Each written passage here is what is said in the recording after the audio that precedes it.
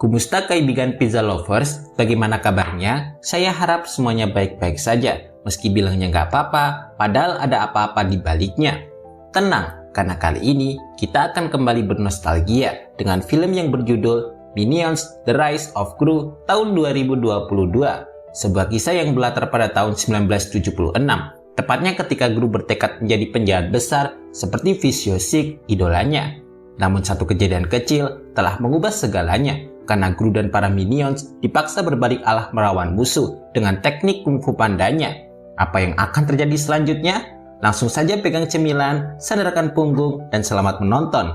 Waspadalah, karena ini akan liar sampai modiar.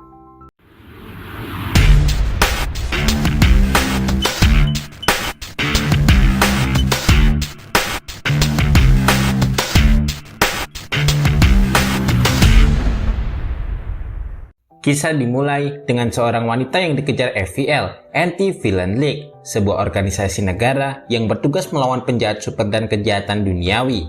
Beruntungnya, wanita itu berhasil kabur dan masuk ke persembunyian geng Vicious-Six. Begitulah mereka menyebutnya. Beranggotakan 6 orang, yaitu Bell-Bottom, Stronghold, Nuncalk, Chain Cloud, Vengeance, dan Whale Knuckles.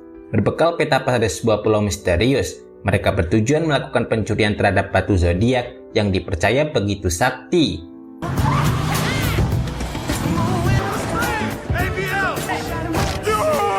Setibanya di lokasi air terjun negeri Tiongkok, Whale Knuckles diduga akan masuk ke dalam mengambil target yang dimaksud.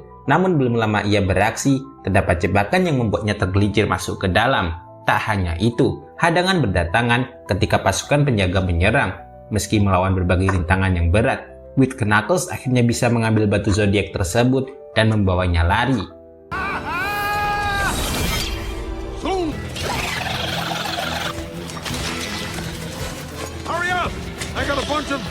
Tapi ketika Will berhasil meraih tali penyelamat mobil terbang, teman-temannya malah mengambil batu zodiak itu secara paksa dan menjatuhkan Whale Knuckles ke tengah pulau secara tragis. Seolah tak kenal budi, mereka mengkhianati Whale Knuckles, padahal pria tua itu sudah mempertaruhkan nyawa mengambil batu zodiak tersebut.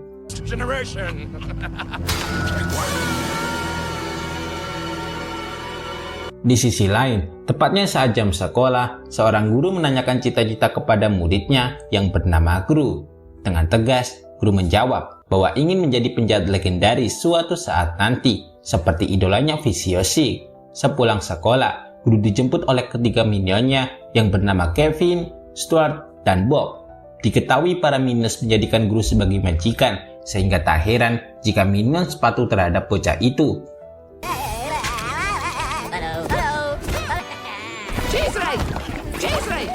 Setibanya di rumah, Gru mendapat sebuah pesan dari Vicious-Six bahwa ia telah lolos seleksi tahap 2 dalam rangka perekrutan anggota baru.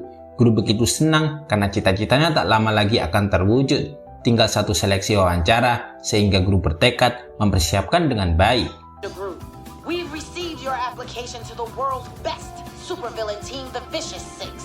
Melihat majikan senang, Minions membawa Gru ke ruang bawah tanah, tempat para Minions berkumpul dan bekerja. Mereka menyiapkan hadiah spesial kepada Gru karena telah merawat semuanya. Saat itu, Gru masih belum begitu paham ketika salah satu Minions bernama Otto mengajak ngobrol bersamanya.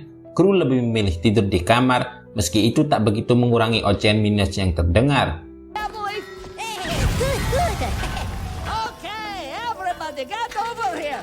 Singkat cerita, terlihat saluran TV nasional yang menayangkan Vicious-Six. Statement mereka begitu kontroversial karena mengklaim telah memiliki batu zodiak sakti yang mampu melawan agen FVL.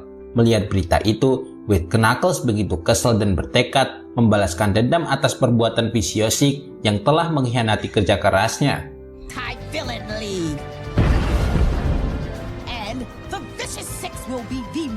Keesokan harinya, Gru telah siap dengan dirinya yang akan menjalani sesi wawancara. Ketika minionnya ingin ikut bersama Gru, tapi dilarang karena ini adalah hari yang sangat spesial. Lagi-lagi, Gru mengingatkan status hubungan mereka yang hanya sebatas rasa belas kasihan melihat rombongan Minions kedinginan dan meminta Gru menjadi majikannya. Where did they get so much dead? Come on in. Meski telah dilarang, rupanya ketiga minions tak menyerah. Mereka mengelabui Otto untuk bermain petak umpet, lalu memanfaatkan kesempatan untuk kabur, mengejar guru ke lokasi wawancara. Setibanya di lokasi toko CD, guru datang sembari mengucapkan kata sandi unik. Lalu petugas memberi senjata gel dan mengantar guru ke sebuah ruangan yang tersedia. That is pretty cool. Ternyata, itu sebuah lift rahasia yang membawa guru ke markas Physiosik untuk menjalani sesi wawancara.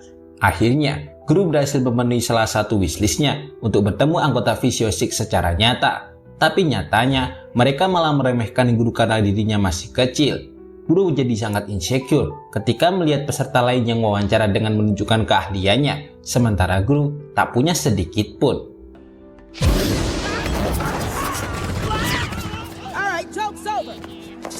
Kesal telah dipermainkan, guru berniat mencuri batu zodiak diam-diam. Memanfaatkan kesempatan saat mereka lengah, guru berhasil mengambil batu zodiak dengan bantuan senjata gel di tangannya.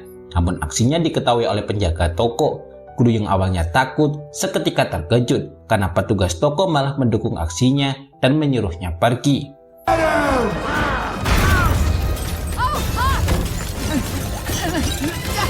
Di luar toko, guru sudah ditunggu oleh minions yang setia bersamanya. Menggunakan sepeda mungilnya, guru dan minions pergi menghindari serangan Physiosik yang mengamuk brutal. Tak jauh dari sana, White Knuckles melihat batu zodiak di tangan guru dan bertekad mengambilnya. Tapi guru dan minions begitu cepat hingga Otto jatuh dari sepeda akibat guncangan saat melewati tangga.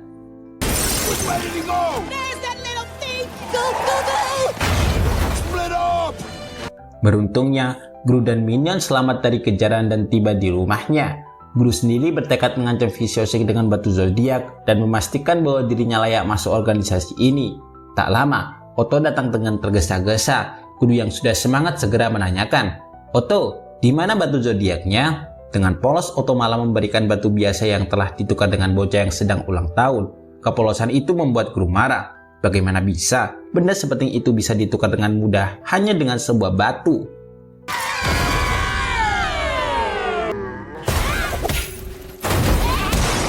Mewakili saudaranya, Kevin meminta maaf atas kesalahan itu, tapi dielak oleh guru yang tidak peduli dan marah. Saat akan pergi dari rumah, sebuah mobil hitam menculik guru ke suatu tempat, yang ternyata itu adalah utusan White Knuckles yang ingin merampas batu zodiak itu. Tapi pernyataan guru membuatnya terkejut bahwa batu zodiaknya hilang entah kemana, membuatnya semakin marah dan mengancam akan membunuhnya.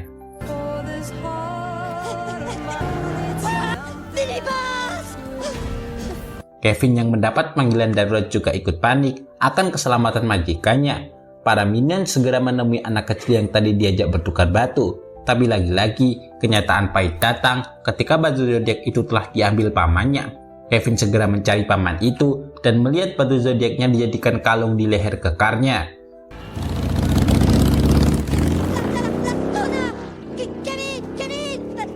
Pembagian tugas segera dilakukan dengan Kevin dan minions lainnya pergi ke San Francisco untuk menjemput guru yang disekap di sana. Karena tak punya uang, minions menyamar sebagai pilot agar dapat terbang gratis. Sedangkan Otto ditugaskan mengejar paman itu hingga ke beberapa kota.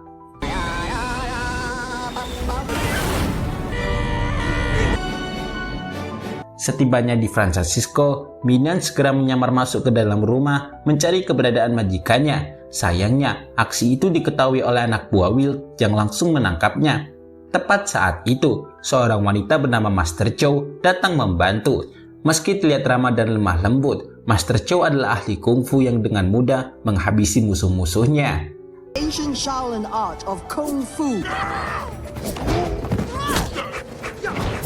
Kagum dengan aksi bela diri kungfu Master Chow, minions meminta agar diajarkan bela diri. Tujuan mereka hanya satu, pergi menyelamatkan guru yang diculik setelah gagal dalam percobaan pertama. Tersentuh dengan niat baik itu, Master Chow akhirnya bersedia menjadi guru bagi mereka dalam mendalami kungfu ini.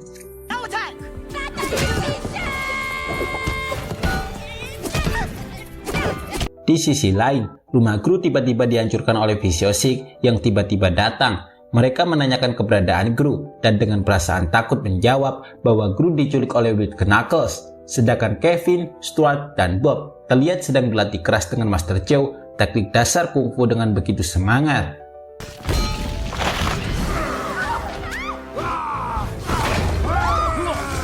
Kondisi Will diperparah dengan anak buahnya yang memilih mundur dari pekerjaannya karena dianggap kurang sesuai dengan gaji dan resiko yang begitu tinggi. Will tak punya pilihan selain membebaskan Gru dan menjadikannya sebagai anak buah selagi mengisi kekosongan pekerjaan. Sementara itu, Otto berhasil bertemu dengan paman dan meminta baik-baik batu zodiak dari tangannya. Menyadari sesuatu yang genting, paman itu sukarela memberikannya dan berjanji membantunya dengan mengajak ke San Francisco menyusul yang lainnya.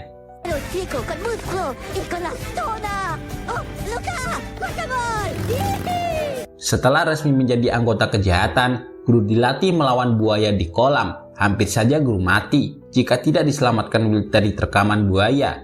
Gru begitu kagum dan mengatakan bahwa Will adalah penjahat favoritnya. Sejak saat itu, keduanya semakin akrab dan mengajari Gru bagaimana menjadi penjahat yang hebat. Begitu pula dengan ketiga minions yang semakin mahir mendalami ilmu bela diri kungfu hingga dinyatakan lulus predikat terbaik.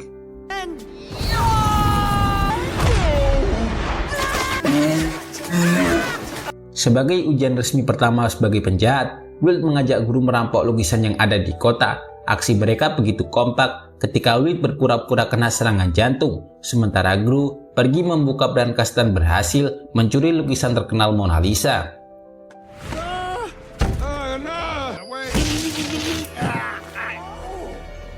Di saat yang sama, ketika minions datang bersamaan dengan Viciosic yang menghancurkan rumah Wild Knuckles, diam-diam minions bersembunyi layaknya ninja dan pergi mengikuti Viciosic untuk mencari informasi penting.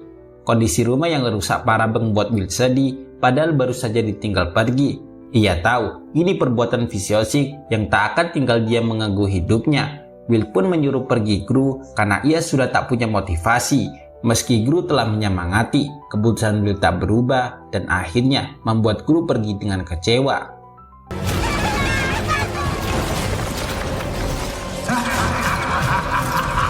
Dalam misi pencarian Gru, Otto tiba di festival Imlek dan memilih sejenak bersenang-senang.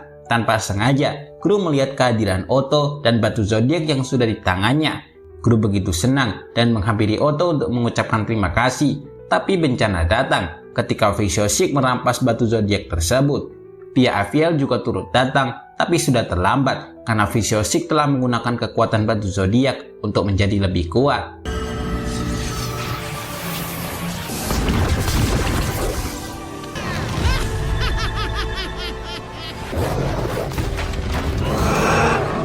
Tak lama, Gru diikat di atas jam raksasa sebagai ancaman, sehingga membuat agen Aviel tak bisa berbuat banyak. Tiba-tiba, datanglah ketika minions untuk membantu, tapi belum juga beraksi, mereka sudah berubah menjadi hewan kana sihir dari siluman batu zodiak.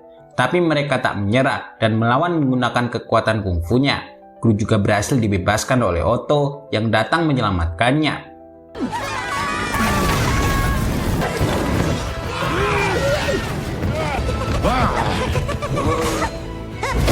Will juga datang membantu untuk menghentikan kekuatan batu zodiak disalahgunakan. Tapi yang ada, Will terkena semburan api siluman naga hingga membuatnya terbakar. Saat Viciosic mencoba menghabisi Gru, minions datang membantu dengan kekuatan bela diri kungfunya sehingga semua ilmuwan berhasil dikalahkan. Sebagai hukuman, Viciosic disihir menjadi tikus dan ditangkap oleh agen Aviel.